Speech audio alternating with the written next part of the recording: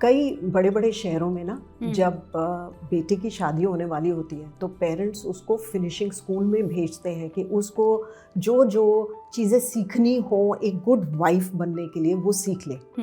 और पेरेंटिंग के पहले आप बच्चा पर करने से पहले ये बात सोचते ही नहीं है कि मैं अच्छा पेरेंट कैसे बनूंगा।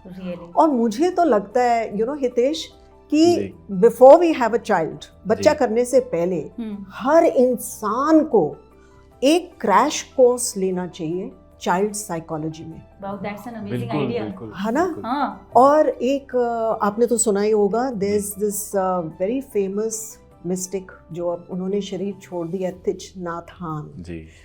उनका भी यही कहना था कि अगर आप बच्चों को एक सही तरीके से बड़ा करना चाहते हैं तो पहले पेरेंट्स को ये समझना होगा कि उनकी मानसिक सिचुएशन कैसी है, कैसे डेवलप होता है माइंड, और क्या साइकोलॉजी वर्क करेगी और क्या साइकोलॉजी उन्हें हार्म करेगी। अब इस चीज़ को अगर हम अच्छी तरह से समझ लें तो आप ये सोचो कि हमारी पेरेंटिंग में कितना अंतर आ जाएगा। डेफिनेटली। अभी हम क्या कर रहे हैं, ब्लाइंड पेरेंटिंग कर रहे हैं और हमारा सिर्फ कनेक्शन तो यही है ना, बेसिकली स्टीरियोटाइप पेरेंटिंग हो रही है ना। और वो स्टीरियोटाइप किससे है, हमने जैसे अपनी मम्मी पापा को देखा जी, तो हम उसको रिपीट कर रहे हैं। पर कई बारी अगर हम डिस्कशन करते हैं ना एक दूसरे से क्लोजेस्ट फ्रेंड्स में तो ऐसे लगता है कि यार ये मम्मी की बात मुझे बिल्कुल पसंद नहीं है।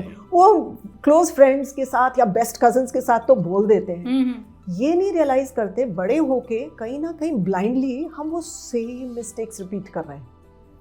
अगर मेरे को लगता है ऐसा होता भी क्यों है, क्योंकि जब माँ गर्भ धारण करती है तो उस समय में बच्चा और माँ एक होते हैं, कोई डिफरेंस नहीं है। क्योंकि जो माँ सोचेगी वाइब्रेशन पे, अपनी एनर्जी प्लेन में जो उसके अंदर रहा है, वो सारा इम्पैक्ट बच्चा वैसा एज इट इज़ ही उस चीज़ को एब्जॉर्ब करेगा। फॉर एग्जांपल, अगर माँ अपने आप में एक इमोशनली एम्प्टी फील करती है, अपने आप में अपनी लाइफ से इतना जूझ चुकी है कि लव्ड फील नहीं करती, तो क्योंकि उस समय में प्रेगनेंसी के समय में मम्मी और बच्चा एक है, तो बच्चा एज इट इज़ उस चीज़ को एब्जॉर्ब करेगा और वो इस चीज़ को कैरी करेगा अपनी लाइफ में, कैरी करेगा लाइफ में।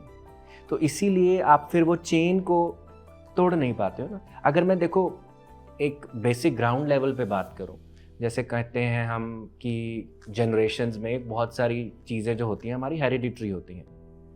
लेट्स से डायबिटीज़, मम्मी को भी थी, बच्चे को भी हो गई, पापा को हाइपरटेंशन थी, बच्चे को भी हो गई। क्यों होता है? क्योंकि उस समय में जब आप एक स्पर्म और ओवम से बनते हो तो उनका सारा इम्प्रेशन, उनका जो इमोशनल, फिजिकल, मेंटल स्टेट है, आप उस चीज़ को एब्जॉर्ब करके अपनी लाइफ में आ रहे हो। एग्जैक्टली। तो इसीलिए मुझे लगता है कि अगर पेरेंट्स अपने इमोशनल, फिजिकल और मेंटल स्टेट पे काम करते हैं तो बच्चों पे उस चीज़ का इम्पैक्ट आएगा। अगर पेरेंट्स अपने इमोशंस को डील करना सीखेंगे, अपनी मेंटल स्टेट को एक हेल्दी स्टेट बनाएंगे, तो उसका इम्पैक्ट अपने बच्चों पे भी आएगा।